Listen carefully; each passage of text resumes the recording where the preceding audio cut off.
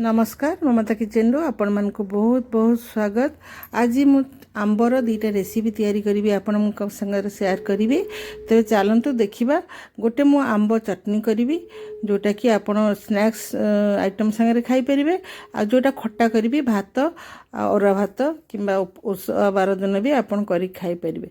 तेज चलतु देखा आज रेसिपी भल लगे लाइक करेंगे, शेयर करेंगे और चैनल को सब्सक्राइब करेंगे। तेज चलतु देखी ना आज रेसिपी।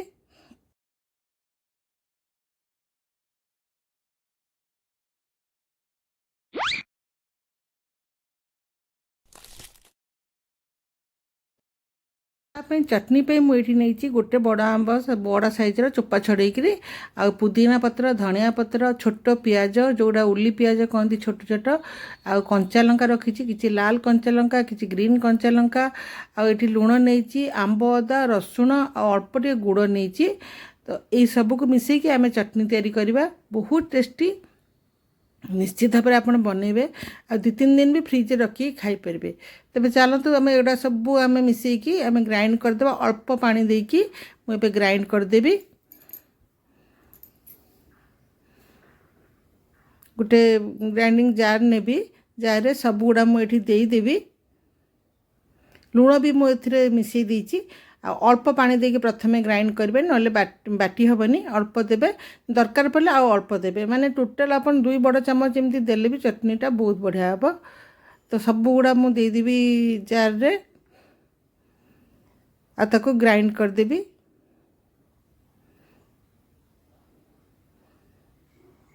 देखो बहुत बढ़िया चटनी बरा सांगरे, सिंगड़ा सांगरे किंबा डोसा सांगरे आउ ये चटनी को आपन चाट रे भी आपन मिसई खाई परिबे।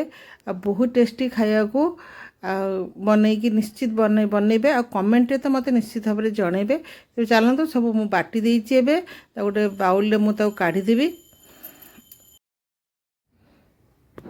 तो ये गोटे बाउल रे मु ताको सब काढी देबी।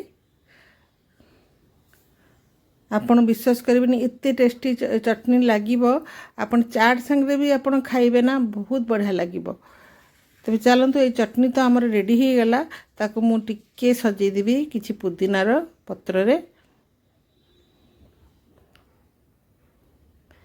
तापर आमे तैयारी करिबा आंब खट्टा। आंब खट्टा मुझे बहुत सहज भाव में आपण संगे शेयर करछि। जो माने भी न जान माने न करि परिबा लोक भी आराम से करदेबे, किछि एतिर असुविधा नहीं। आ टेस्ट तो बहुत बढ़िया। आठी मु करेई टे पानी नहीं जाइछि, बहुत सहज भाव में मुझे आपण संगे शेयर करी। पानी नहीं जाइछि, तापर मुझे आंब को चोपा छड़ेकी बड़ बड़ खंड करके रखी, कहीं एमती सिझिबा द्वारा आंबटा बहुत जल्दी सिझी जाए। तो एबे ताको सिथिरे देई देबी। आंब को धोईकी चोपा छड़ेकी भल भाव में मुझे टिके बॉयल करी। आंब मुझे बड़ बड़ साइज करी काटी, बेसी छोट करी काटबे। जब छोट करी आपण माने काटिबे ताले बहुत कम पानी देबे, आहरी जल्दी सारा सिझी जिवो, हेतमे कम पानी टे देबे। तो देखो आंब एटी मोर पूरा अधा अधी सिझी आसलानी, माने प्राय सिझी आसलानी आंब। एमती भाव में कले ना आंब बहुत जल्दी सिझी जिवो आ चटनी भी बहुत बढ़िया लगिवो। आंब खट्टा जोटा तापर मुझे गुड़ देदेवी, टे मिठा देखिकी गुड़ देवी जमती भल भाव में खट्टा लगे आ ता संगे मिठा भी लगे। गुड़टा को भल भाव में मिसिया को देवी, मुझे फुटे देवी।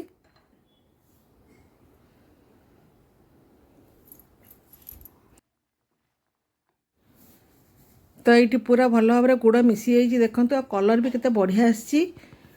तापर मुझे गोटे छुंक देवी।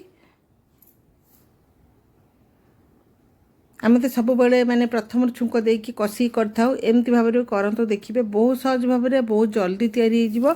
आज मुझे छुंकटा घी रे देवी।